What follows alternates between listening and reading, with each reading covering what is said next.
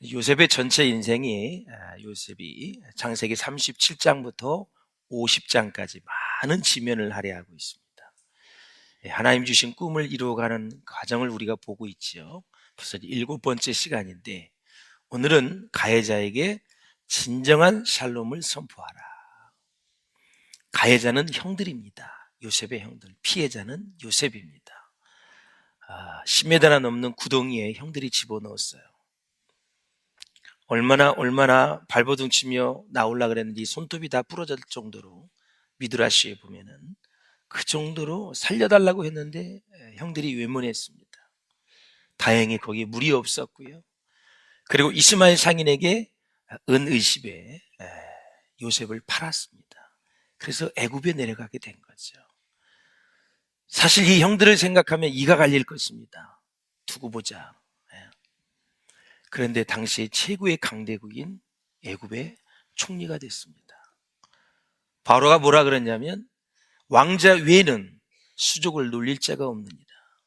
모든 권한을 다 요셉에게 준 것입니다. 그래서 이제 꿈이 이루어져서 정말 이제 형들과 이제 만나는 시간, 그래서 놀라운 용서의 시간이 나오는데, 요셉의 인생을 보면은 가장 감옥살이를 하면서 가장 어려울 때 주님을 가장 의지했던 사람이 요셉입니다. 근데 성경에 총리가 되었다라는 줄은 단 한 줄밖에 안 나왔습니다. 성경은 총리가 중요한 것이 아니라 총리가 되기 전에 요셉의 고난 속에서 요셉이 얼마나 하나님을 의지하는지, 그 감옥 속에서도 하나님이 함께 하셨다고 말씀하셨고, 여호와께서 요셉과 함께 하시니 감옥의 전옥에게 은혜를 베풀어 주셔서 요셉이 평강을 누리게 되었다. 보디발의 집에 있을 때에도 하나님께서 요셉 가닥에 보디발의 집을 복을 주었습니다. 요셉 때문에 당시의 최강대국인 애굽도 복을 받았습니다. 환경 때문에 복을 받는 것이 아니라 사람을 중심으로 하나님이 복을 주신다. 용인 땅에 누가 사느냐? 소돔과 고모라에 의인이 없어서 멸망을 당했습니다. 예루살렘은 의인 한 명이 없어서 멸망을 당했습니다. 한 명만 있다 하더라도 내가 이 예루살렘을 용서해 주시겠다. 한 명이 없었습니다. 용인이 115만 명이 이제 가고 있는데 앞으로 250만, 300만까지 갈 터인데 과연 숫자는 많지만 하나님 마음에 합한 사람이 몇 명이냐? 하나님의 마음을 시원케 해드린 사람이 몇 명이냐? 이게 중요한 것입니다. 오늘도 지금은 이 수많은 사람들이 2층, 3층 바깥에서 예배를 드리고 있는데 진정 하나님을 사모하고 하나님을 사랑하는 사람이 누구 있느냐? 예배할 때 영과 진리로 예배하라 그랬는데 진짜 하나님의 영에 감동되어져서 진리는 예수 그리스도의 십자가입니다. 그것을 의지해서 예배를 드리는 사람이 몇 명이냐 되느냐라는 거죠. 저와 여러분들이 정말 하나님이 인정하시는 예배자가 될 수 있기를 주의 이름으로 축원합니다. 그리고 이제 기근이 오지요. 기근은 정말 무서운 것입니다. 먹을 게 없는 거거든요. 사람 배부를 때는 양식이 얼마나 중요한지 모르지만 예루살렘 성에 여러분, 이방 민족이 쳐들어왔을 때 오늘은 네 자식을 잡아먹고 네 아들을 잡아먹고 인육을 먹었던 데가 예루살렘입니다. 여러분. 양식이 없으면 그렇게 돼요. 기근이 왔어요. 하나님 그 기근을 통해서 요셉의 꿈을 이루어가는 것입니다. 그래서 총리가 됐습니다. 총리 된 다음에 무엇이 우리에게 중요할까요? 요셉이 얼마나 형제들을 용서하는지, 하나님의 축복을 가지고 어떻게 쓰는지, 요셉의 가족뿐만이 아니라 애굽 나라와 온 이방 민족들이 다 먹고 살았다라는 거죠. 그러니까 한 줄로 애굽의 총리가 되었다. 그게 전부이고 되기 전의 고난, 기근, 그 과정 속에서 어떻게 하나님 앞에 신앙을 가지고 나아가는지를 하나님이 보셨고, 총리가 된 다음에는 용서와 평안이 어떻게 이루어지는지 하나님 그걸 보셨다라는 거죠. 총리가 되어서 많은 재산이 불어나고 많은 권력을 가지고 그렇게 사는 것이 아니라 정말 진정한 하나님의 자녀로서 자기에게 가해자였던 그 형들을 어떻게 용서하고 어떻게 마음에 품는지 그것을 보시는 분이 하나님이시다라는 사실입니다. 사랑하는 여러분, 자, 한번 상황을 보기 위해서 한번 1절과 2절을 같이 읽어보시길 바랍니다. 시작. 그 땅에 기근이 심하고 그들이 애굽에서 가져온 곡식을 다 먹음에 그 아버지가 그들에게 이르되 다시 가서 우리를 위하여 양식을 조금 사오라. 아멘. 자, 요셉이 바로의 꿈을 해석해서 총리가 됐잖아요. 7년 동안은 풍년. 그래서 창고를 전국에 지어서 그 양식을 다 저장을 하고 흉년 7년이 올 때 그 양식을 풀어서 강대국이 됐죠. 결국 요셉의 꿈은 고난과 기근을 통해서 영성과 인품을 교육하셨고 하나님 훈련시켰고 총리가 된 이후에 경제적인 여건을 따라서 그의 꿈이 완전히 다 크게 확대되는 모습을 우리가 볼 수 있어요. 이만큼 경제는 중요한 거예요. 예수님의 비유 중에 3분의 2가 재물에 관한 거예요. 그래서 이 요셉이 이제 7년 동안 흉년이 온다고 말씀을 했는데 지금 2년 만에 양식이 다 떨어졌어요. 요셉의 형들에게 줬잖아요. 그래서 아버지 찾아가서 생활을 했는데 2년 지나니까 양식이 다 떨어진 거예요. 그러면 흉년이 7년인데 2년 지났으면 몇 년 동안 흉년이 남은 거죠? 아이고 똑똑하셔라. 7-2 하면 5년이 아직도 기근이 남은 거예요. 여러분 1년만 비가 안 오고 어려워도 대한민국이 흔들흔들 하는데 7년 동안 비가 한 번도 안 온다. 상상을 해보셨어요? 저수지의 물이 다 말라요. 어떻게 살 수가 있겠어요? 그러니 다시 자녀들을 이제 애굽에 보내서 양식을 사오라고 얘기를 하는 거죠. 사랑하는 여러분, 우리의 삶에도 야곱이 당한 기근처럼 예기치 않게 많은 시련이 다가올 수 있습니다. 불현듯 고난이 우리 가운데 올 수 있고 아무에게도 얘기할 수 없는 힘든 일이 있을 수가 있습니다. 우리는 그것을 빨리 끝내야 되는데 그러려면 그 문제를 잘 풀어야 되지요. 삶에 문제가 생길 때 어떤 사람은 그 문제를 오래 가지고 있으면서 정말 그 문제를 막 엉키게 만드는 사람이 있어요. 어떤 사람은 그 문제를 아주 잘 풀어가는 사람이 있어요. 여러분들에게 잘 풀어갈 수 있는 지혜가 있으시기를 주의 이름으로 축원합니다. 야곱의 가정에 과거 문제를 풀어가는 과정에서 그 갈등을 어떻게 할 것인가? 부인이 4명이니까 배다른 자녀들이 여러분 12명에서 다 다르잖아요. 부인이 4명이니까 얼마나 갈등이 많은지 몰라요. 아버지의 재산을 더 가지려고 하고 또 야곱에게 사랑을 받아서 그 부인들은 사랑을 강구하고 여러 가지 불화가 많이 있었던 가정이 바로 야곱의 12명의 가정. 그러한 사람들을 하나님은 변화시켜서 12지파를 만드시고 이렇게 복된 민족을 만들어 가신 분이 여호와 하나님이시다. 부족해도 염려하지 마십시오. 지금 내 상황이 인격적으로 부족해도 염려하지 마십시오. 사랑하는 하나님께서 여러분에게 놀라운 은혜를 주셔서 결국 승리의 길로 인도해 주실 줄로 믿습니다. 사람이 문제를 풀어가는 과정에서 갈등이 생기면 몇 가지 방법을 쓰는데 제가 적절치 않는 방법을 4가지를 얘기할 거고 마지막 좋은 방법을 얘기하겠습니다. 첫째는 거북이식 해결 방법이 있습니다. 갈등이 생겼을 때 이건 도피형입니다. 문제 해결에는 관심이 없는 유형입니다. 다만 고통받고 싶지 않아서 피하기만 합니다. 도피합니다. 그래서 고통받는 사람에게서 그 상황에서 그 현장에서 상황에서 떠나는 것입니다. 그 사람을 생각하고도 싶지 않습니다. 이가 갈립니다. 환장하도록 막 마음이 답답하고 보기만 해봐라. 아우 2번 다시 보기 싫다.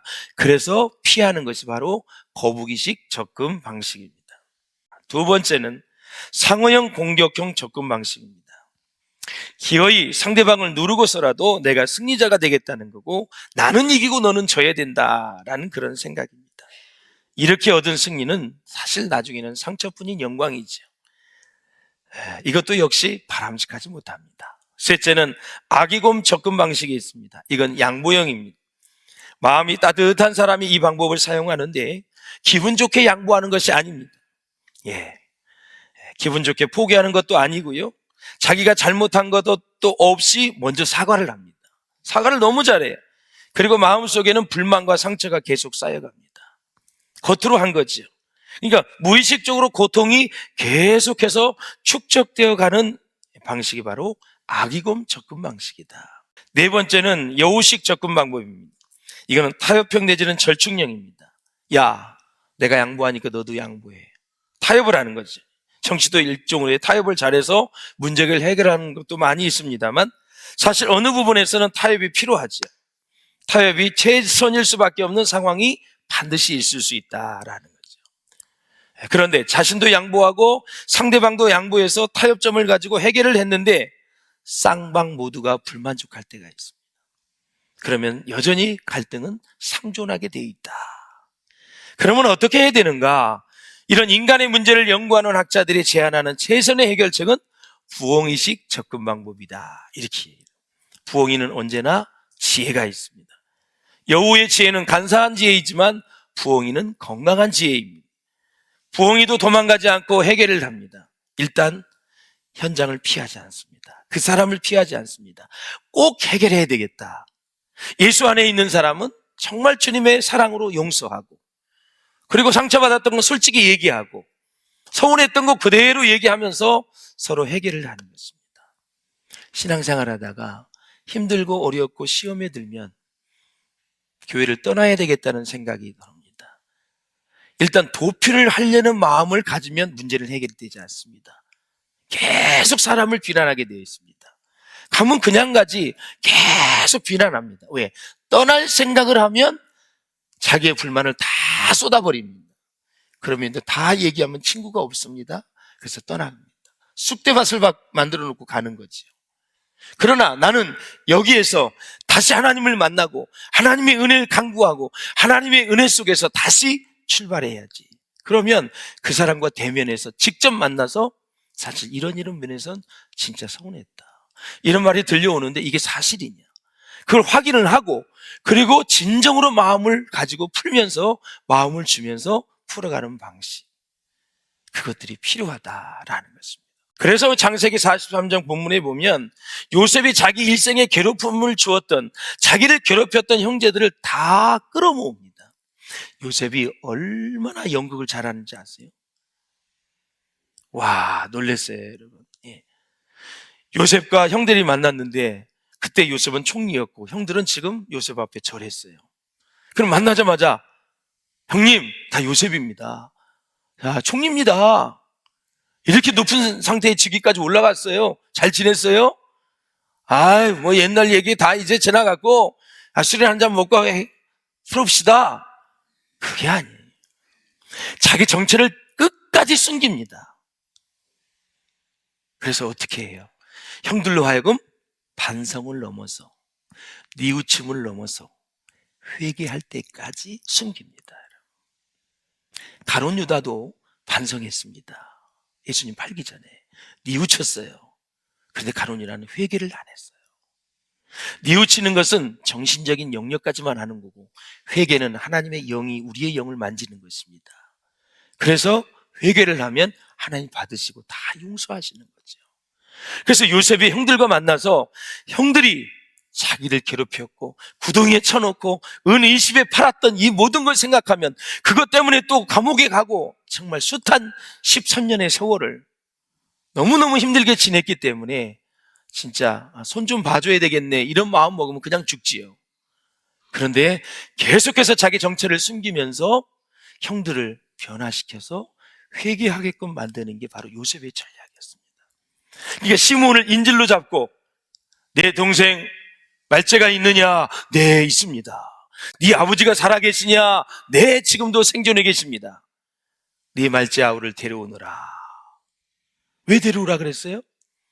야곱이 가장 사랑하는 4명의 부인 중에 라헬이 있어요. 라헬의 자녀가 요셉과 베냐민입니다. 베냐민이 보고 싶은 거예요. 말째를 데려오라. 그런데 야곱은 놓치질 않지요.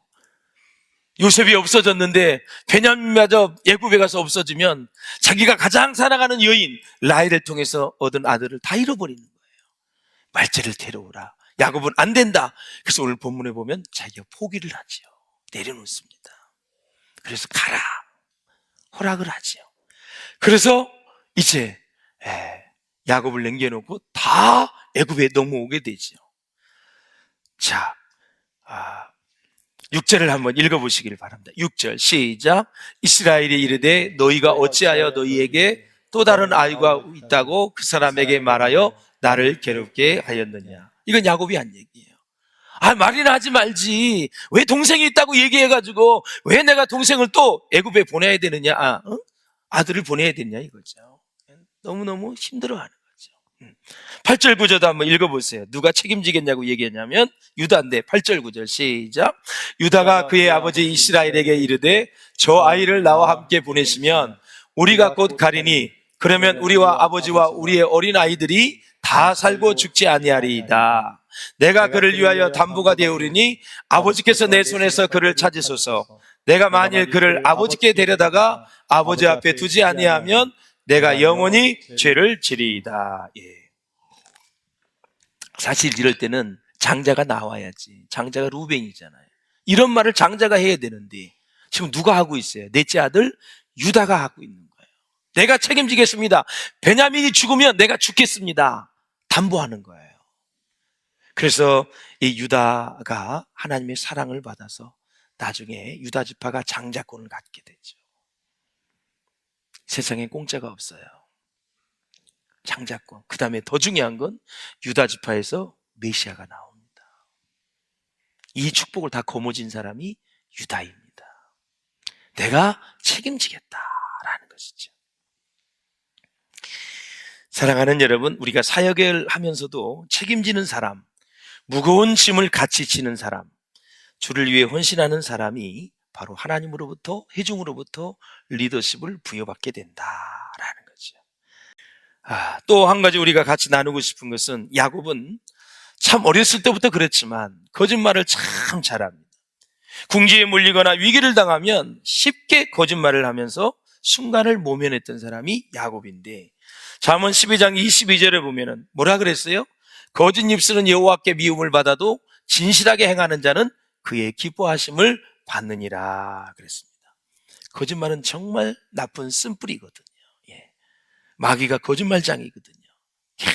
계속해서 우리 인간의 마음을, 우리의 생각을 마귀가, 사단이 공격을 하고 귀신이 공격을 하면 우리는 거짓을 행하고 부정직하게 되고 나중에 결국 그의 삶이 무너지는 것을 우리가 볼 수가 있어요. 그러므로 사랑하는 여러분, 여러분이 알지 못하는 사건, 그리고 정말 의도하지 않는 사건이 일어난다면 먼저 하나님께 감사할 수 있기를 주의 이름으로 축원합니다. 요셉은 정말 알지 못하는 사건을 위해서 감옥살이를 2번이나 했고 정말 의도하지 않는 사건을 통해서 그는 구덩이에 빠졌고 정말 인신매매에 당하는 그런 일을 당했습니다. 그럴 때 어떻게 해야 돼요? 그 사건을 어떻게 받아들여요? 긍정적으로 잘 받아들이시고 거기에 하나님의 사랑의 섭리와 손길이 있다는 것을 믿으시고 좌절하지 마시고 절망하지 마시고 끝까지 힘을 낼 수 있기를 주님의 이름으로 축원을 드립니다. 왜 그러냐면 성경은 답이 나와 있습니다. 로마서 8장 28절에 보면 하나님을 사랑하는 자, 곧 그의 뜻대로 부르심을 입은 자들에게는 뭐예요? 모든 것이 합력하여 선을 이루느니라. 조건이 있어요. 선을 이루는 조건이 하나님을 사랑하셔야 돼요. 하나님의 말씀을 사랑해야 돼요. 그러면 모든 것이 안 될 것 같아도, 어려울 것 같아도 합력해서 선을 이루게 하시는 분이 하나님이시다라는. 할렐루야. 그래서 그리스도인들에게는 우연히 일어나는 일이 없어요. 해석이 안 되는 사건이 있을 뿐이지 하나님 모든 것을 우리 주장하세요. 우연이 하나도 없다는 거예요. 우연히. 그 어려움 속에 하나님의 섭리가 있다는 것을 믿으시기를 바랍니다. 하나님의 계획이 있다는 것을 믿으시기를 바라요. 하나님은 여러분을 얼마나 사랑하시는지 몰라요. 얼마나 사랑하냐면 독생자 예수 그리스도를 여러분에게 보내주시고 그 예수 그리스도를 통해서 구원의 역사를 이루신 분이 하나님이시다라는 거죠. 말씀을 맺고자 원합니다. 사랑하는 여러분, 요셉이 이제 형들에게 뭐라 그러냐면, 형들이 두려워 떠니까 23절에 보니까 그가 이르되 안심하라, 두려워 말라. 너희 하나님, 너희 아버지의 하나님이 재물을 너희 자리에 넣어 너희에게 주신 것이니라. 너희 또는 내가 이미 받았느니라. 하고 시므온을 그들에게 이끌어내고, 원래 이제 요셉이 이제 양식을 줄 때 몰래 자루에 돈을 넣었거든요. 집에 가서 열어보니까 돈이 나왔어. 그러니까 우리는 도둑놈으로 또 몰리겠구나, 이렇게 생각을 해서 야곱이 거기에 배가 되는 돈을 넣어서 지금 요셉에게 가져온 거예요. 그 재물은 다 요셉이 준 거지만 하나님이 너희에게 주신 거라고 요셉이 얘기를 합니다. 이 얼마나 이 대인배입니까, 여러분? 얼마나 마음이 넓은 사람입니까, 여러분? 그리고 나서 시므온을 감옥에 넣었다가 싹 풀어내서 형들과 다 만나게 하고 자기 동생 베냐민을 만났는데, 자기 형들보다 베냐민에게는 먹을 걸 몇 배를 줬어요? 본문에 5배. 별이 5개가 아니라 5배로 여러분 양식을 주었어요. 똑같은 배에서 나왔다고, 라헬이라는 어머니 밑에서 자기가 나왔다고, 그에게는 5배를 줬어요. 5배. 요셉의 사랑이 철철 넘쳐 흐르지요. 제가 드리고 싶은 얘기는, 요셉이 총리가 됐어요. 세계 권력을 다 가진 사람이 당시에 돈도 무지하게 많이 있어요. 나라를 강대국으로 만들었어요. 성경은 거기에 초점을 맞추지 않고 네가 성공한 이후에 진짜 얽히고 설킨 인간관계 문제에 있어서 사랑하느냐, 용서하느냐, 영적인 문제에 하나님이 관심이 있다라는 사실이에요. 사랑하는 여러분, 물질의 복을 받으면 받을수록, 부자가 되면 될수록 하나님은 어디에 관심이 있느냐? 여러분의 영적인 상태에 관심이 있다. 할렐루야. 그래서 하나님이 기뻐하시는 일에 여러분들이 존귀하게 쓰임받을 수 있기를 주님의 이름으로 축원을 드립니다. 그래서 은혜 받은 성도는 다른 사람들에게 은혜를 선포하고 용서를 선포하고 평안을 선포하는 그런 삶이 되어야 될 줄로 믿습니다. 이 땅에는 두 종류의 사람이 있다 그랬어요. 가해자와 피해자입니다. 여러분, 정말 여러분은 가해자입니까? 피해자입니까? 다른 사람에게 많은 상처를 준 사람입니까? 아니면 상처를 받으셨습니까? 오늘 이 시간 하나님께서 우리를 약자로 만들고 피해자로 만들었을 때는 바로 샬롬을 선포하라 라는 거예요. 나는 약자야, 난 피해자야, 이렇게 인식이 되시는 분들은 오늘 이 시간 여러분들에게 상처를 준 그 사람을 향해서 하나님의 평강을, 하나님의 평안을, 하나님의 용서를 선포하는 이 시간 될 수 있기를 주의 이름으로 축원합니다. 그래서 샬롬을 선포하고 용서를 선포하고 가해자를 위해 기도할 때 진정한 하나님의 나라가 이루어져 가는 것입니다. 저도 정말 억울한 일을 당하고 저에게 가해를 준 사람이 있어요. 저에게 가해를 한 사람이 있어요. 또 저도 모르게 다른 사람에게 가해자가 될 수도 있어요. 내가 피해자라면, 오늘 약자라면 하나님, 그 사람을 용서합니다. 그 사람에게 평안을 주시옵소서. 진정한 평안이 그 사람에게 임하게 도와주셔서 이제는 그 사람 때문에 더 이상 가슴 아프지 않도록, 그 사람 때문에 스트레스 받지 않도록 나를 붙잡아 주시옵소서. 그렇게 기도하시면 오늘 이 시간 하나님의 평강이, 하나님의 은혜가 우리 가운데 임하게 될 줄로 믿습니다. 그래서 여러분, 요셉이 자기 가해자인 형들에게 진정한 샬롬을 선포했더니 나중에 형들이 변합니다. 그래서 변화는 언제 일어나느냐? 변화는 언제나 은혜의 선포 속에서 나타나는 것입니다. 평안하라, 안심하라, 두려움 말라, 요셉이 말합니다. 이렇게 우리도 선포하셔서 여러분은 생애에 하나님의 은혜로 말미암아 가정이 회복되고 자녀가 회복되고 여러분의 앞길이 열리는 축복이 있으시기를 주의 이름으로 축원합니다.